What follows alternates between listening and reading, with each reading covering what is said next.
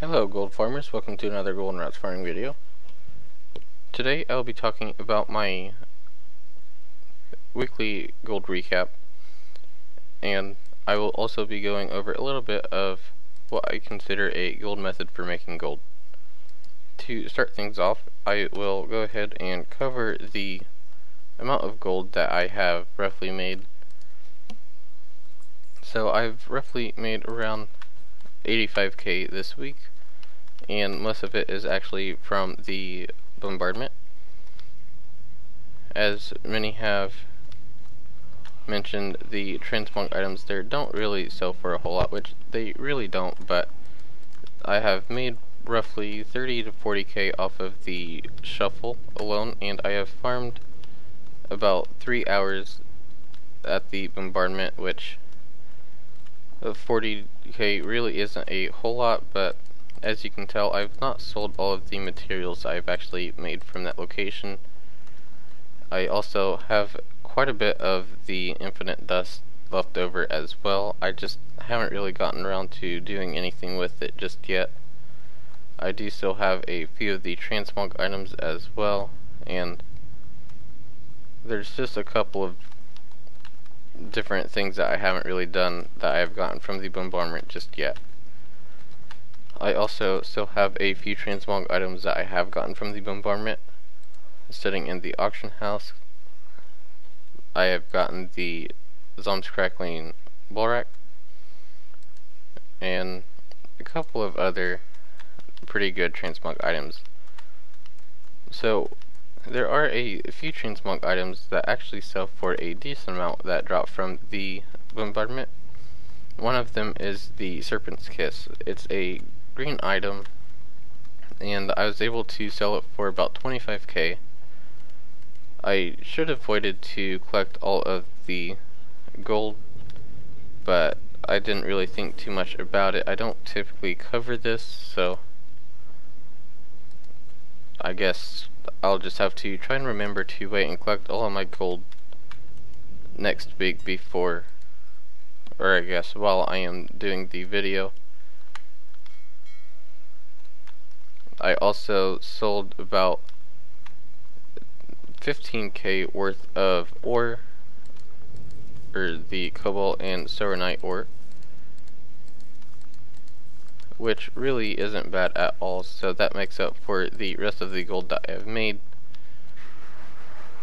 The ore I just picked up from testing a couple different routes and all of that, so nothing too big. So now I'm going to go ahead and go over what I consider a decent gold making method. For me, anything that really gives me any kind of gold I consider a pretty decent method. I don't really care too much about how much gold I make per hour, which is why I try really hard to refrain from using gold per hour in my videos and all of that, which many of you have probably already noticed that I don't really tell you guys how much gold that you can make per hour and all that in a lot of my videos, though I do know that a majority of the fan base is used to being told how much gold that they should be able to make in an hour, and for me it just doesn't really matter how much I make. When I do go over guides though, I try to show you guys that have made me at least 10k or more in an hour. So the bombardment is a really good example, I guess. If you don't know what that is, then you can head over to Ice Crown, and the bombardment is actually right here. I did cover it about 2 weeks ago, and it's really good for greens. You get around 80 greens an hour by yourself, which is pretty insane. The greens don't really sell for a whole lot, so it's not really a good transmog farm. But what I was talking about earlier, with me being able to make quite a bit of gold off of the shuffle from the bombardment, is what I usually do is I'll take the items from one location especially if they're transmog items and they don't sell, and I'll disenchant them, and then I'll try to sell the enchantments. First, I will look and see if I can't do anything else with it first. It just so happens that for the bombardment, you get a bunch of frostweave cloth, and there's a bunch of different stuff you can do with frostweave cloth, so I can maximize my profit even further. I made quite a few different frostweave bags. I think it was 20, and I posted them for just under 300 gold each, so that's about 5k off of the bags themselves. I still have quite a bit of the materials left over, so I can easily make quite a bit of more gold off of it. So for the most part, you should be able to make around 10k an hour off of that farm, and that is just from selling raw materials.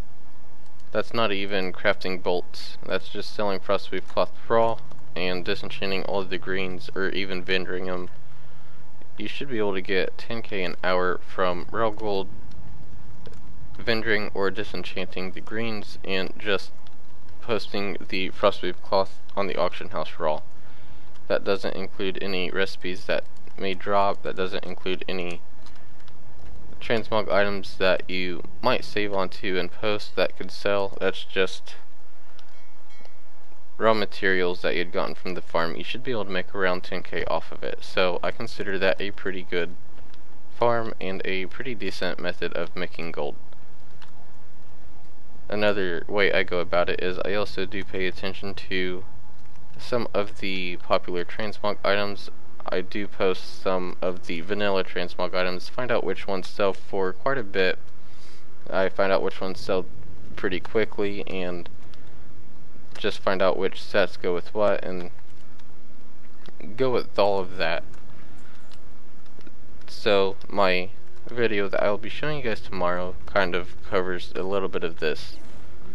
It's a vanilla farming location. It drops some pretty good greens. They sell for quite a bit. They sell pretty quickly on my server, and I can get roughly 30 to 50k an hour from that farming location, though I can't guarantee that you'll actually make that much from it. So now we'll talk a little bit more about why I try to refrain from the gold per hour. You can't really technically go with gold per hour, or even the liquid, or whatever the LIV per hour. I can't quite think of what it's actually called right now, but you can't really go with anything per hour because you're not actually selling anything within that hour of you farming. The LIV is actually a little bit more accurate than what the gold per hour is. This is because you are basing all of your gold that you're making off of all of your inventory. Actually, I'm pretty sure it's like liquid inventory value or something like that, or loot item value or something like that. I'm not exactly sure, but that's a lot more accurate because you'll go off of what everything is averaged out to sell for per hour. If you use Loot Appraiser or TSM and all of that, then you can see how much gold that you are actually, I guess, theoretically supposed to make. But you can't really get upset for farming a location for an hour and then selling maybe one transmog item for maybe 500 gold. This is why I typically refrain from using gold per hour or LIV or anything like that, because you can get your hopes up, but that doesn't mean that you'll actually make that amount of gold or anything. How I usually look at it is I'll save up a ton of materials. I'll make sure that I have a bunch of different stuff to post, so that way I know when I do post it, I know I will be selling something. I know I don't have a whole lot of gold right now. I did use quite a bit of it for Battle for Azeroth and Overwatch and just a bunch of stuff I don't really play. I did use a lot of my gold on that. I have brought it back up. I have about another 100k on my other druid, and I've brought my materials back up, and I've just always found it better to save a bunch of materials. I know not everybody has a guild bank, so you could also use your regular bank. I know mine is flooded with a bunch of Transplant Items, and then you got all of this. It's just easier to do it that way. So the reason why I do that is because since I can't really consider or go by making gold per hour, I don't worry too much about holding on to it, because for example, ruined cloth is valued at around 40 gold a stack, and I know that's pretty low for a cloth. I can go with the bolt, which has a market value of about 700 gold, and I can set it on it for a couple months, and chances of it actually dropping are fairly slim. Yes, the prices do drop, and we have seen a large drop in the ruined cloth because of the Celtis farm, but the bolt of ruined cloth is pretty much stayed the same. This is because not many people want to spend the time crafting the bolts, and not many people really want to try and sell the ruined cloth for around 40 gold a stack. I do apologize for the background noise. I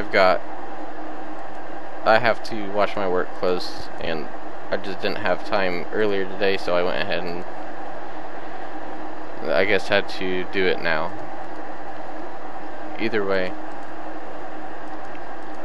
you can hold on. It's basically like holding on to gold that's just not actually physical gold that you can spend. So a lot of what some people do is they can buy stuff off the auction house that they know will actually sell. A good example is like current alchemy pots and all of that.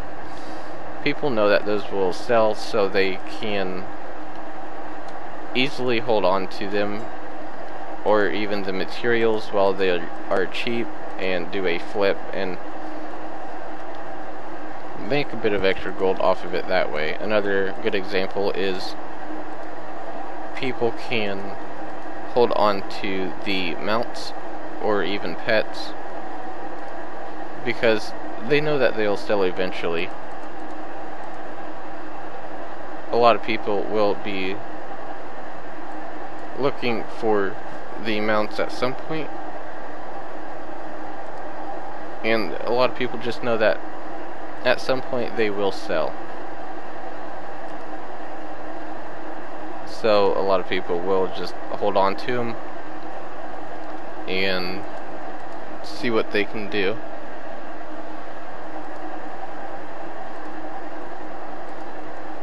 So it's kind of like putting all of your gold inside of a guild bank without actually having the raw gold on you. It's kind of like having a small investment that you know you can sell later on for not necessarily quite as much gold, but around the amount of gold that it is supposed to be worth.